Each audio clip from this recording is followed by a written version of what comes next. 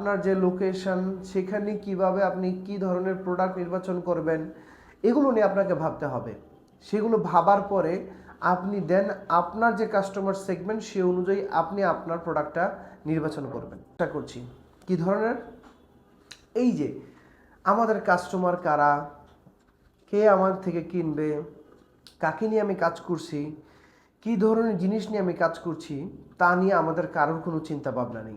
আজকে আপনাদের একটা গল্প বলি, সেটা হচ্ছে নাসিরউদ্দিন হোজ্জার একটা গল্প। সেই গল্পটা আপনারা আপনাদের সাথে রিলেটেড করতে পারবেন হয়তো কেউ, অথবা এটাই সত্য আমাদের যেটা চলছে। সেটা হচ্ছে নাসিরউদ্দিন হোজ্জা একদিন তার একটা জিনিস অন্ধকারে হারিয়ে ফেলেছে। আর সে কি করছে, সে লাইটের নিচে অর্থাৎ ঠিক ল্যাম্পপোস্ট যেখানে তার নিচে সে খোঁজাখুঁজি করছে। তো তাকে যখন মানুষ জিজ্ঞাসা করলো যে তুমি এখানে খোঁজাখুঁজি করতেছো কেন, সে বলল অন্ধকারে খুঁজলে তো আলো নেই যে পাওয়া যাবে, তা আমি কেন অন্ধকারে খুঁজবো, এখানে আলো আছে, এখানে খুঁজলে দেন আমি পাওয়ার সম্ভাবনা আছে। কিন্তু ঘটনাটা কি আসলে তাই? যেখানে আলো আছে সেখানেই যে খুঁজলে আপনি আপনার জিনিসটা পাবেন তা কিন্তু নয়।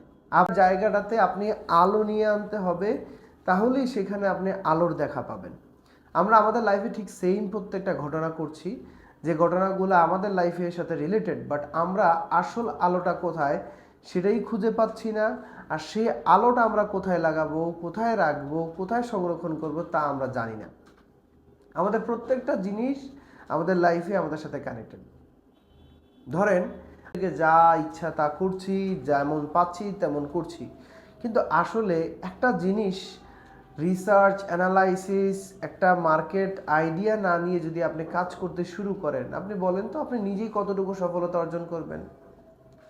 এখন আপনি বানাচ্ছেন গাড়ি, এখন আপনি এর আগে সাইকেলের সিট তৈরি করতেন, এখন যখন গাড়ি বানাচ্ছেন আপনি কি করছেন, যে গাড়ির যে সিট, ড্রাইভারের যে সিট, সেই সিটে আপনি চিন্তা করলেন যে একটা সাইকেলওয়ালাও তো সেও ড্রাইভার, একটা গাড়ির ড্রাইভারও সেও ড্রাইভার, সেই সিটের জায়গায় আপনি একটা সাইকেলের সিট লাগিয়ে দিলেন গাড়ির ভিতরে। এখন বলেন আপনার জিনিসটা কি সামঞ্জস্য হলো? নিশ্চয়ই না। ঠিক এইভাবে আমাদের জিনিসগুলোকে আমাদের নিজেদের ভাবতে হবে। আমরা কাস্টমার অ্যানালাইসিস করে অবশ্যই আমাদের প্রত্যেকটা প্রোডাক্টের জন্য আমরা সেটা ইয়ে করবো। আপনাকে বুঝতে হবে আপনার কাস্টমার কেমন চাচ্ছে, কি চাচ্ছে, কিভাবে চাচ্ছে, কারা আপনার কাস্টমার, কে আপনাকে সাহায্য করতে পারবে আপনার প্রোডাক্ট কিনে। কারণ তার যে প্রোডাক্টটা লাগবে আপনি সেই প্রোডাক্ট টাইপেরই যদি করতে থাকেন তাহলে তার কাছে আপনি সর্বোচ্চ বিক্রি করতে পারবেন। যেমন একটা কাস্টমার আপনার কাছ থেকে কাপড় কিনছে, এখন সেই কাস্টমারের তো বাচ্চার জন্য ওষুধও লাগে, তাহলে কি আপনি ওই কাস্টমারের কাছে ওষুধ বিক্রি শুরু করবেন? কিন্তু অপর সাইডে বলি যে ওষুধ বিক্রি করেও কি মানুষ ব্যবসা করছে না? হ্যাঁ, করছে। আপনি চিন্তা করতে হবে সে আপনাকে যে জিনিসের জন্য চিনে সেই জিনিস আপনি তাকে কতটুকু দিয়ে আপনার ব্যবসাটা বের করতে পারবেন। একটা কাস্টমার কি, যারা যারা আপনার ইউটিউব থেকে দেখছেন তারা সাবস্ক্রাইব করে রাখবেন, ফেসবুক থেকে যা দেখে থাকলে ফলো করে রাখবেন, যেন এরকম টাইপের খুব ইনফরমেটিভ জিনিসগুলো আপনারা কালেক্ট করতে পারেন।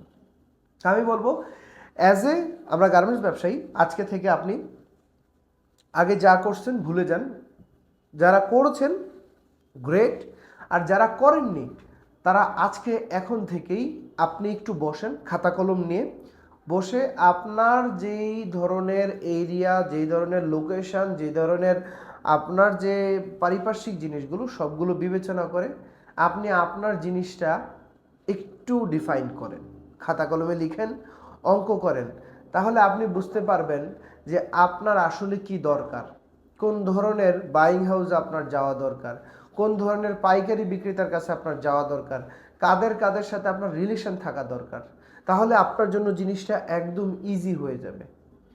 আমরা আপনাদের জন্য সবসময় চেষ্টা করছি সাফি ট্রেডিং থেকে, আমি হাসান জোনায়েদ, যেন সবসময় ভালো জিনিসগুলো আপনারা পেতে পারেন।